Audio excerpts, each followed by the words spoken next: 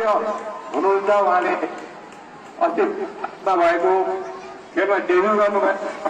र त्यसै गरी इन्डोनेसिया खेलकुदमा जाँदै हुनुहुन्छ र उहाँलाई पनि हाम्रो विद्यार्थी नै भएको अहिले भव्यतापूर्वक हामी स्वागत गर्दैछौँ र उहाँलाई उठिदिन हार्दिक अनुरोध गर्न चाहन्छु र सयपत्रीको फुलको माला लगाइदिएर उहाँलाई भव्य गरिदिनु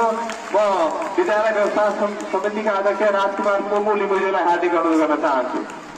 त्यसै गरी अन्य अतिथिज्यूहरूलाई खडा त्यसै गरिकन रुद्राक्षको माला पहिरिएर अबिर पहिरिएर उहाँलाई स्वागत गरिदिनु हुन अन्य साथीभाइहरूलाई हार्दिक अनुरोध गर्न चाहन्छु। शिक्षक विद्यार्थी भाइ बहिनीहरूलाई अहिले हामी मौका दिँदैछौँ र हामीले विद्यालयको तर्फबाट 60,000 रुपियाँ चाहिँ शिक्षक कर्मचारीहरूले उहाँलाई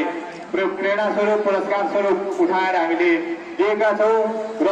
त्यो पनि म पुण्या बहिनी अहिले भरे त्यो रकम लिएर जान पनि म हार्दिक अनुरोध गर्न चाहन्छु र सम्पूर्ण शिक्षक साथीहरू कर्मचारी साथीहरूले उहाँलाई स्वागत गरिदिनु हुन पनि म हार्दिक अनुरोध गर्न चाहन्छु। शिक्षक विद्यार्थी भाइ बहिनीहरूले अब यसलाई पहिले विद्यार्थी भाइ बहिनी